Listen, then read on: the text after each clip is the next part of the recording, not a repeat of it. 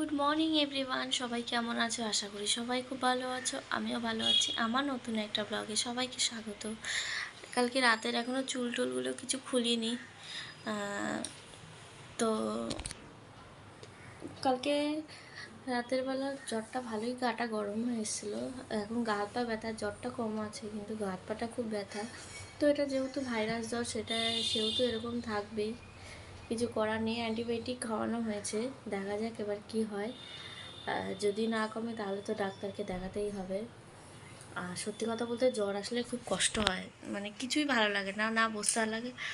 আর কালকে থেকে দেখছি আমার একটু গা হাত পাটা ব্যথা ব্যথা করছে। আছে, এটা তো ভাইরাস হবেই, আমার জানা কথা। তা আমার হলে কি হবে সেটাই আমি ভাবছি। তো যাই হোক, ভগবানের কাছে একটাই আশা করবো, যাতে ও ঠিক হয়ে গেলে তারপর যেন আমার হয়, কারণ দুজনে একসাথে হলে খুব সমস্যা। আর আমি ওই বাড়িতে যাবো না, কারণ মায়ের শরীর এমনি ভালো না। তারপর আমি গিয়ে যদি এখন জ্বর বাঁধাই, মায়েরও হবে, আর মায়ের দরকার নেই। এখানেই থাকবো, দেখা যাক, ভগবান সঙ্গে আছে বলে ঠিক শুধরে যাবো। মানে কী বলে না যে কিছু করার নেই। তো যাই হোক, আর এখনও বিছানা কিছু তোলা হয়নি, বিছানাগুলো তুলবো, তুলে কাজকর্মগুলো করব। কালকে মা মাছ পাঠিয়েছিল, সেই মাছটা মানে ঢাকনাটা খুলতে গেছি ইলিশ ভাপার, আর পুরো মাছটা না পড়ে, মাছগুলো পড়েনি কিন্তু ঝোলটা মানে ওই বাটাটা, আরে ওই যে সর্ষে, উল্টো পাল্টা বলছি, সর্ষে বাটাটা পুরো গায়ে আমার নাইটি ফাইটিতে ছিটকে গেল। আবার ড্রেস মানে নাইটি ছাড়লাম, তারপরে গিয়ে ঠিক হলো। মানে কাজ বাড়বে, কমবে না তো বাড়বে, এরকমই হয় কাজ। আর তোমাদের চলো কাজগুলো করে নিই আস্তে আস্তে, কারণ জল আসার টাইম হয়ে গেছে, তারপরে কল নিয়ে খুব সমস্যা হয়ে যাবে। চলো আবার পরে আসছি তোমাদের সাথে। হ্যালো বন্ধুরা, তোমাদের সাথে একটুখানি আমি গল্প করতে চলে এসেছি। আর গল্প বলতে কি, কথা বলতে চলে এসেছি, কারণ এখন ব্লগটা একটু ভালোই ছোট হয়ে যাচ্ছে, সেটা আমি বুঝতে পেরেছি। আর কিন্তু কী করব বলো, কোথাও না বেরোলে বা কিছু না করলে কি ব্লগ করব? ব্লগ করার জন্য তো বেরোতেও হয়, আর সারাদিনের কাজ যদি বলো যে ধরে, এবার শুধু ব্লগ করলেই তো হলো না, এবার ফোনটাকেও কাউকে ধরিয়ে রাখতে হবে। আমি যে কাজগুলো করছি সেই কাজগুলো ধরে দিতে হবে। একা একা কত করবো বলো না এক হাতে। আর মানে এই বেলঘরিয়া জলে এত ট্যান, মানে এত না, প্রচণ্ড কালো হয়ে যাচ্ছে। তাও তো আমি ফিল্টার দিয়ে মনে হচ্ছে এরকম অবস্থা, ফিল্টার না দিলে যে কী হতো, মানে এমন বাজে অবস্থা হয়ে গেছে মুখটা।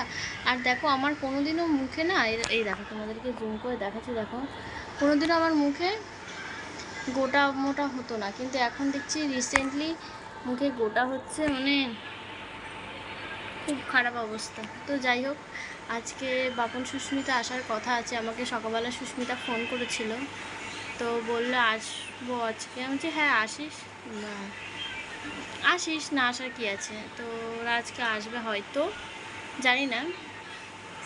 তো আর ওর শরীরটা এখন তোমাদেরকে আপডেট দিতে আসলাম যে ওর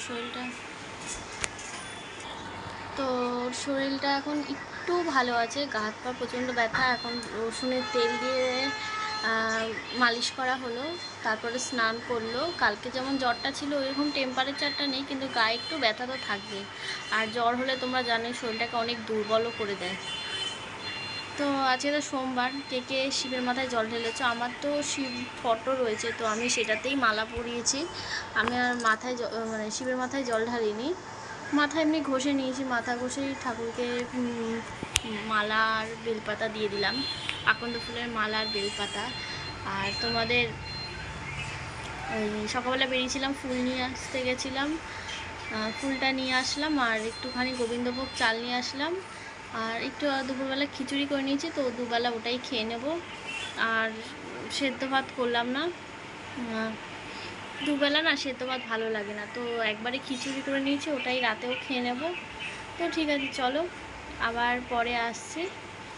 আর ও নিরামিষ খাবে না, ও এমনি নিরামিষই খাবে, কিন্তু ওই মাছ মাংসটা খাবে না হয়তো, কিন্তু ওই তো ঠিক আছে চলো, আবার পরে আসছি। তোমাদের সাথে বিকালে আবার কথা বলবো। এখন আর ব্লগটা কন্টিনিউ করছি না, চলো। হ্যালো বন্ধুরা, তোমরা ভাবছো আমি হাসছি কেন? কারণ হচ্ছে তোমাদেরকে চলো দেখাই। হঠাৎ করে ও ফ্রিজটা খুললো, মানে ফ্রিজ বলতে কি ডিপ ফ্রিজটা খুললো। তো তোমাদেরকে একটা জিনিস দেখাই যে ডিপ ফ্রিজটার অবস্থা কী, মানে কীরকম অবস্থা। কারণ ডিপ ফ্রিজে ওরকম কিছু রাখা হয় না। চলো তোমাদেরকে দেখাই এক ঝলক। ডিপ ফ্রিজটার অবস্থা দেখেছো? দেখো কী অবস্থা, ডিপ ফ্রিজটা পুরো বরফ, পুরো বরফের চাপ হয়ে গেছে। এটা এখন এইটা গলিয়ে মানে কী যে হবে ভগবান জানে। ওরম কিছুই রাখা হয় না আমার ফ্রিজটাতে। তো চলো, দেখেছো কী অবস্থা, দেখো এই অবস্থা ফ্রিজটার। হ্যাঁ, এটা পুরো মানে ফ্রিজ তো বন্ধ রাখা যাবে না, কারণ ফ্রিজের ভিতরে বোতল আছে, এগুলো আছে, আর জলটা গরম হয়ে যাবে। তো ফ্রিজের বোতলটা মানে ফ্রিজটা বন্ধ করবো না, ডিপের ওটা একদম অফ করে দিলাম, মানে একদম লোয়ে দিয়ে দিলাম। এবার ওটা গলে সারা ফ্রিজ হবে। কি অবস্থা, মানে বললাম না কাজ আর আমার কমবে না, কাজ সারা জীবন বেড়ে যাবে।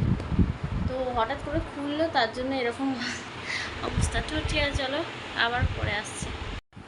তো বন্ধুরা, এ দেখো সন্ধ্যাবেলা তোমাদেরকে তখন দেখালাম, তারপরে একটু ফুচকা খেতে ইচ্ছা করছিল বলে ফুচকা নিয়ে আসা হয়েছে। তো চলো তোমাদেরকে একটু দেখিয়ে দিই। তো এই দেখো ফুচকা, এই যে চুরমু, এই যে চুরমু ফুচকা। তো এটা খেয়ে নিই চলো। আর কে কে খাবে এসে কমেন্ট। তো বন্ধুরা, দেখো সুস্মিতা এসে গেছে। ও বললো তুই আজকে ব্লগ করলি না, তা আমার মনেই ছিল না, এর জন্য ব্লগটা রাতে কন্টিনিউ করে নিলাম। তো এই যে এখানে বাপন বসে আছে, ওকে পুরোটা দেখালাম না। চলো, গুড নাইট সবাইকে, সবাই ভালো থেকো, সুস্থ থেকো। আর ব্লগটা আমি এখানেই শেষ করছি, আবার আসছি নতুন একটা ব্লগ নিয়ে। চলো, টাটা।